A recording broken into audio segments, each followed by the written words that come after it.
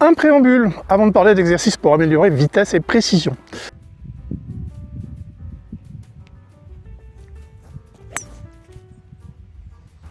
Voilà, ça c'est la meilleure façon de frapper fort dans une balle de golf. Bon, fini de rire. L'exemple numéro 1. D'après vous, des 3 illustrations suivantes, quelle est la disposition et le mouvement qui devrait logiquement apporter le plus de puissance? Façon de faire A. Façon de faire B. Façon de faire C.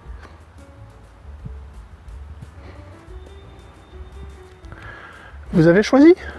Bien. Alors, celle ou celui qui a répondu D, comme Dominique, me fera 2 heures de colle et le tour du practice à cloche-pied. Évidemment, c'est la réponse C. C'est la logique due à la constitution du corps humain. Exemple numéro 2. D'après vous, où se situe le centre de gravité de votre corps? Réponse A.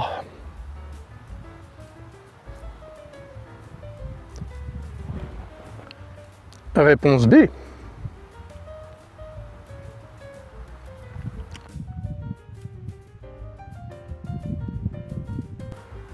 Réponse C. Vous avez trouvé? Parfait. C'est bien sûr la réponse C. Donc, la partie du corps qui va vous servir de repère pour développer vitesse et puissance, c'est celle comprise entre votre plexus et votre buste. C'est à ce niveau du corps qui peut varier un peu d'individu à individu que vous allez pouvoir développer la sensation, la prise de conscience de votre point centrifuge, votre axe de pivot. Donc logiquement, mon swing doit tourner autour de ce point centrifuge. Ce swing devra prendre en compte où se situe son centre de rotation et cet axe de pivot sera ce point central, autour duquel je vais chercher à faire bouger le reste de mon corps. Même si le mouvement de golf amène à bouger un peu à droite, à gauche, c'est toujours autour de cet axe que les choses vont se passer. On y va. Devinez qui tape la balle, vous avez 5 secondes. Et oui, un simple golfeur pas trop connu, Tiger Woods. Pourquoi ça te provoque? Parce que Tiger l'avoue lui-même, il a toujours eu honte de ses jambes, plutôt faites pour le vélo que pour le football. Et pourtant, surtout grâce à un entraînement plus qu'intensif, dépassant et de loin tout ce que ses concurrents de l'époque, de ses débuts, faisaient de leur côté, il a très nettement imposé sa puissance et sa vitesse. La caractéristique de son exceptionnelle forme physique d'alors, c'était, et c'est encore, un haut du corps, des abdos jusqu'au cou, extrêmement forts, musclés et dynamiques. En d'autres termes, pas besoin d'avoir la totalité d'un physique de 3e ligne au rugby pour être hyper explosif dans une balle. Un haut de corps et des abdos bien entretenus, ça fera l'affaire. Et ça, pas mal de seniors peuvent encore essayer de s'y astreindre sans pour autant passer des heures à la muscu. Mais alors, quand le pratiquant commence à accumuler trop d'âge pour encore avoir la possibilité de bien entretenir son physique, vous avez une piste? Une idée? Devinez qui tape dans la balle. Vous avez 5 secondes. Et oui, une petite jeune qui débute dans la carrière, Sandrine Boutier, qui était il y a peu parvenue au 3e rang mondial. Pourquoi cet autre provoque? Parce que Sandrine, avec son poids que j'estime à environ 60 kg toute mouillée, a une marotte. Elle s'entraîne comme une damnée. Et bien évidemment, elle bénéficie d'un chouïa de talent, bien qu'elle dise elle-même ne pas en avoir eu quand elle a débuté. Mais bon, elle me paraît plutôt douée quand même. Et je sais qu'elle s'entraîne beaucoup, énormément. Et son physique n'est pas, mais alors pas du tout, celui d'une montagne de muscles. Tout ça pour dire, oui, mesdames et messieurs les seniors, on peut ne pas avoir un physique de catcheur et pourtant pouvoir rentrer et exploser dans la balle, c'est faisable. Vitesse et précision, mais sans forcer. Alors, priorité des priorités, pas de blessure. Pour tout entraînement de vitesse, toujours, toujours commencer par un long échauffement. D'abord des étirements et une mise en route du corps, comme pour toute pratique sportive. Puis une série de coups d'abord lents, puis moyennement rapides.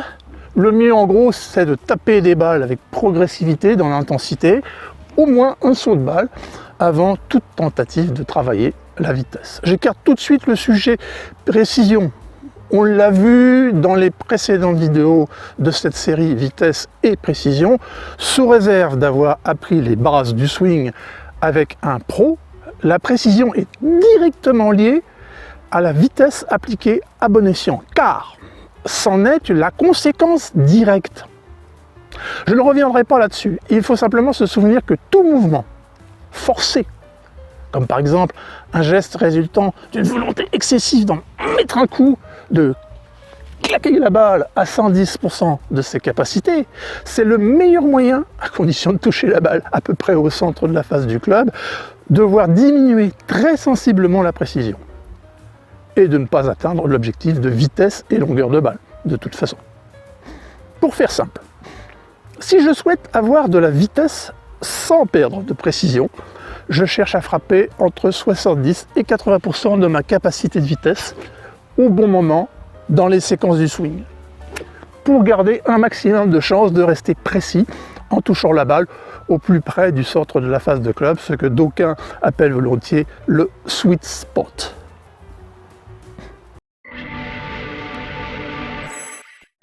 Alors, on va distinguer les exos de séquencement des exos de pure vitesse. À mon sens, et c'est ce que j'ai pu comprendre aussi des multiples exercices proposés à travers Internet, s'exercer à gagner en vitesse est impossible si on oublie de séquencer son swing proprement.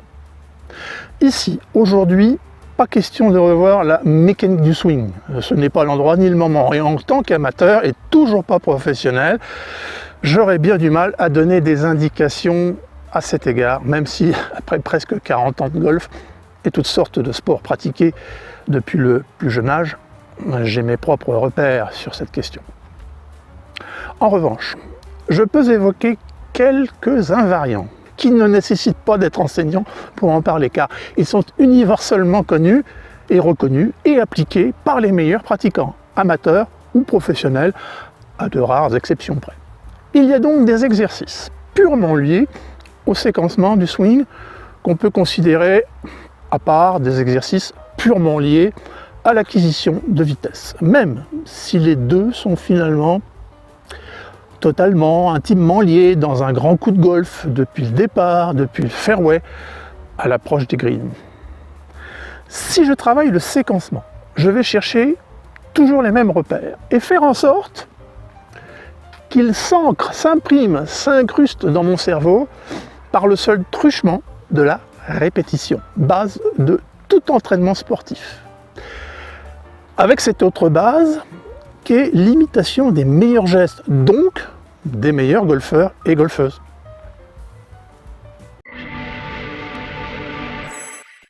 Alors, on va commencer avec les repères de séquencement. Mais gloser sur le décortiquage des diverses séquences n'a pas grand intérêt en soi, donc je ne m'y arrête pas.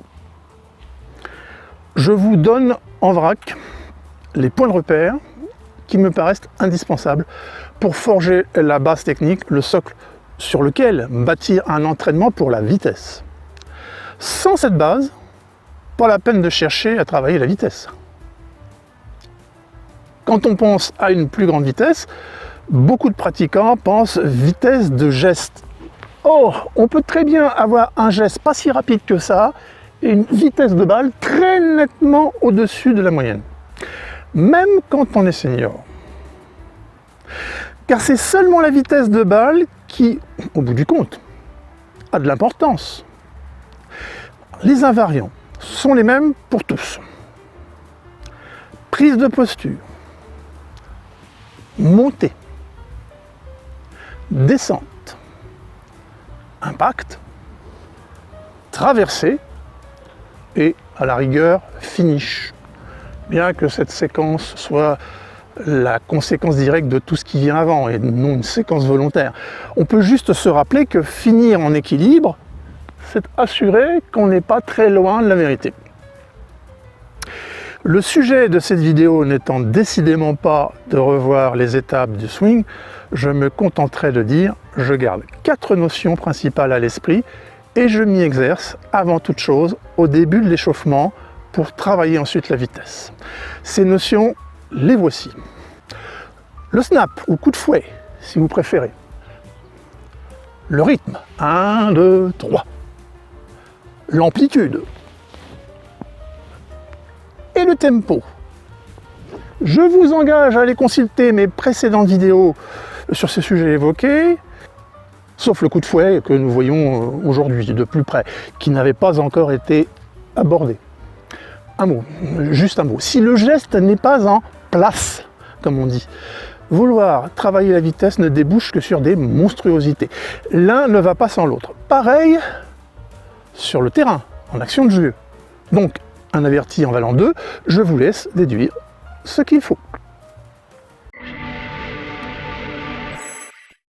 Alors, les exercices, comment faire?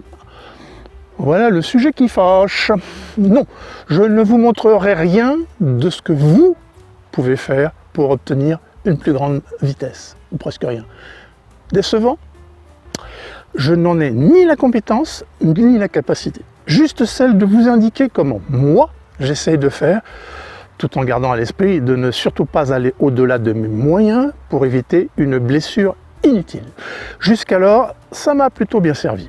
À cet égard, je vous encourage à visionner la vidéo de la coach fitness Natalie Lowe et le pro Alex Elliott, donner des conseils spécifiques sur l'entretien physique pour la condition générale quand on est senior. Désolé, c'est en anglais. Voir le lien ci-dessous en description. Ensuite, vous pouvez chercher sur internet les innombrables exemples de vidéos sur les façons de swinger plus vite, plus fort, plus énergiquement. Certains essayent même de vous vendre des accessoires divers et variés. Attention ici aux arnaques qui risquent aussi souvent d'être des sources de blessures. Et d'autres vous proposent un programme d'entraînement. Voici une vidéo assez adaptée à nos âges pour illustrer le travail avec un medicine ball. Mais attention, encore une fois, pas question de tomber dans l'excès et risquer de vous faire mal. Allez-y, tout doux. Soit dit en passant, les seniors que nous sommes, passés la soixantaine notamment, ne peuvent plus travailler l'explosivité avec les mêmes accessoires et outils que les plus jeunes et les champions actuels qui utilisent quasiment au quotidien des outils performants. Donc il faut trouver des moyens, des exercices un peu plus doux pour très modestement essayer d'améliorer un peu le physique et tendre, seulement tendre, vers une augmentation de notre capacité à exploser dans la balle. Dans tous les cas, j'essaye de garder à l'esprit ce que me disait mon pro Marco il y a 30 ans. Chercher à donner le maximum de vitesse au-delà de l'impact et jamais avant. Je l'oublie trop souvent. Et pourtant, c'est la clé de tout exercice. La vitesse le plus tard possible dans le swing, car on l'applique souvent bien trop tôt. Ben Hogan, l'immense champion américain qui a énormément apporté au golf moderne, n'accélérait que lorsque son club revenait à hauteur de ses hanches. On peut s'inspirer de ce principe sans risquer de se tromper un instant.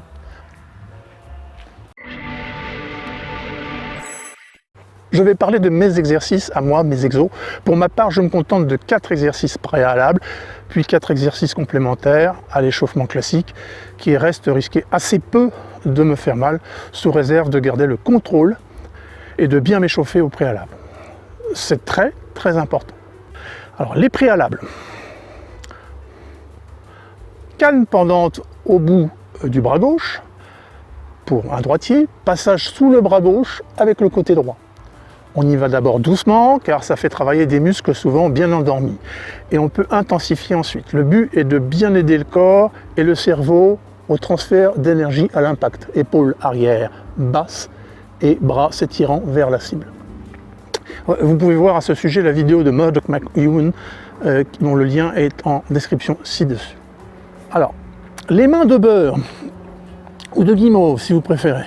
Un exercice simple et sans effort pour décontracter un peu les bras les avant-bras et les mains, avant de passer à l'exercice plus redoutable suivant.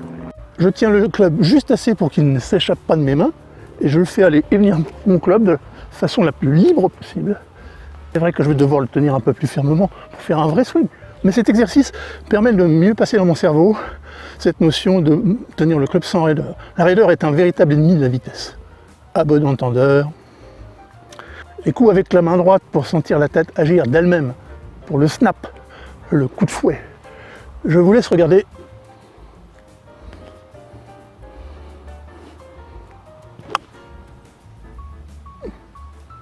Ça parle tout seul. C'est fou ce que ce simple exercice fait comprendre de choses sur le bon contact et la vitesse de la tête de club à l'impact. Down. Ensuite, on passe à un exercice extrêmement facile aussi, le fouetter. Alors à cet égard, vous pensez au jet de pierre, au jet du ricochet, à la balle de baseball, au lancer de fléchette.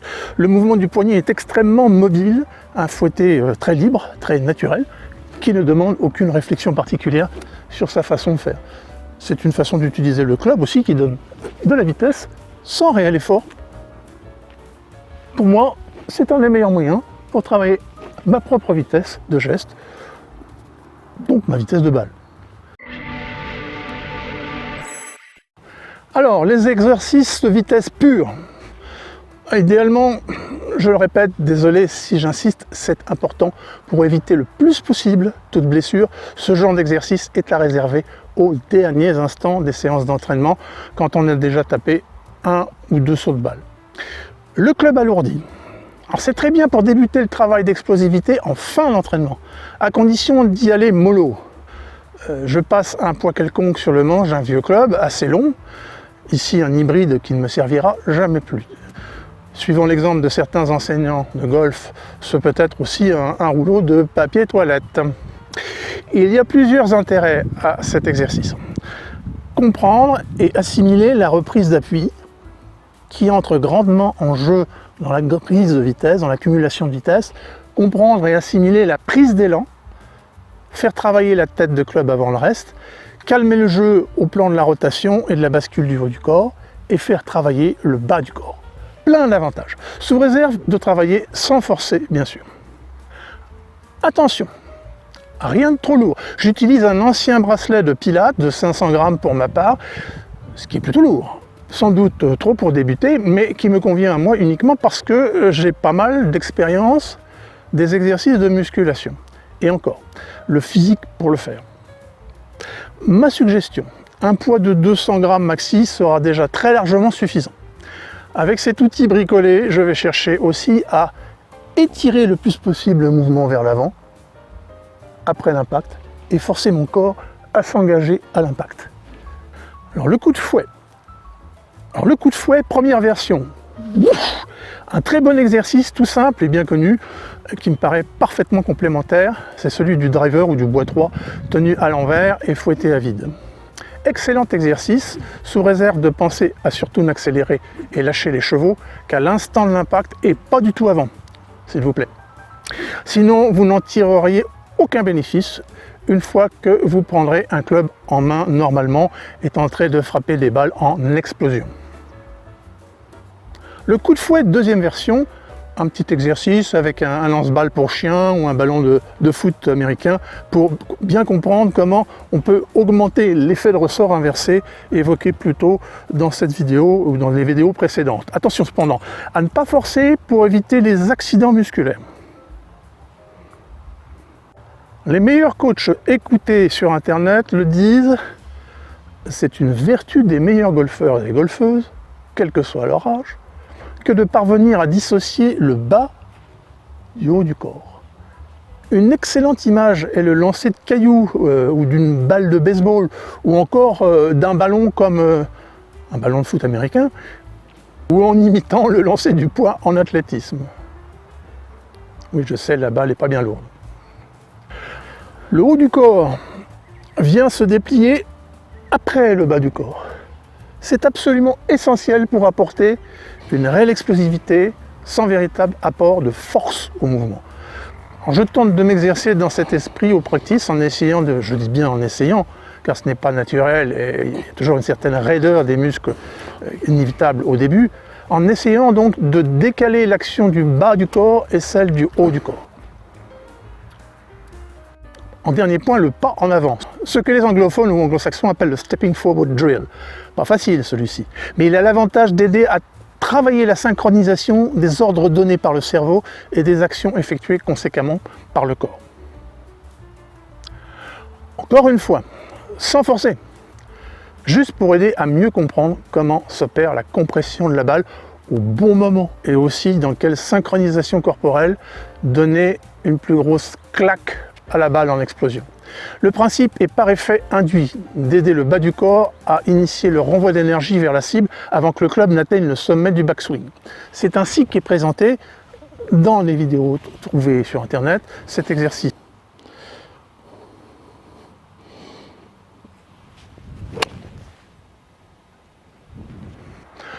On cherche ainsi à augmenter le retard du haut du corps et laisser au bras le temps de revenir pour redescendre avec le club. Toutefois, tout ce mouvement doit être fait en respectant un bon tempo, donc sans accélérer trop tôt à la descente. Alors, autre avantage de cet exercice, sous réserve qu'il soit bien réalisé et répété à chaque entraînement, et ce n'est pas facile, il faut le reconnaître, il devrait m'éviter, en tout cas à moi, de pouler, c'est-à-dire d'envoyer directement mes balles à gauche, un de mes gros défauts. Et je devrais aussi y trouver comme intérêt d'avoir nettement plus de précision, tout en augmentant ma vitesse. Allez, au boulot! Je me répète, mais tant pis, qu'on ne se méprenne pas sur mes propos. Rien n'empêche qu'à nos âges, nous puissions malgré tout acquérir ou améliorer au moins en partie cette phase, cette capacité à donner le maximum d'énergie au moment de l'impact sur la balle, totalement orienté dans le sens d'augmenter à la fois la vitesse et la précision. D'après mon analyse et mon expérience de près de 40 ans de pratique, la précision et la vitesse ne peuvent être que conséquentes. Encore une fois, si tout le reste du geste en amont est effectué correctement. Posture, montée, descente, appui, rythme et tempo. Si la vitesse augmente, ce sera même sans effort spécifique, sauf juste un impact plus percutant que jamais.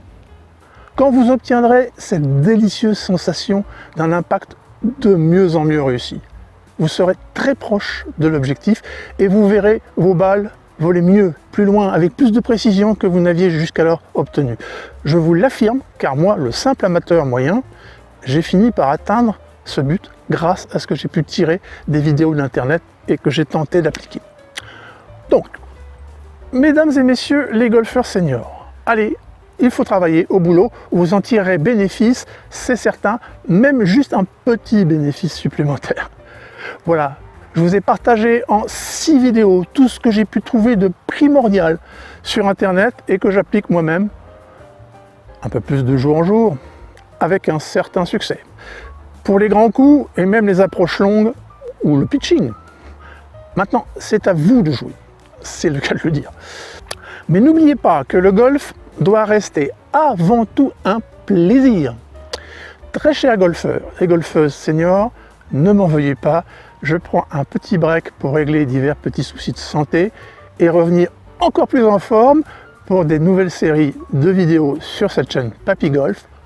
Donc, à bientôt.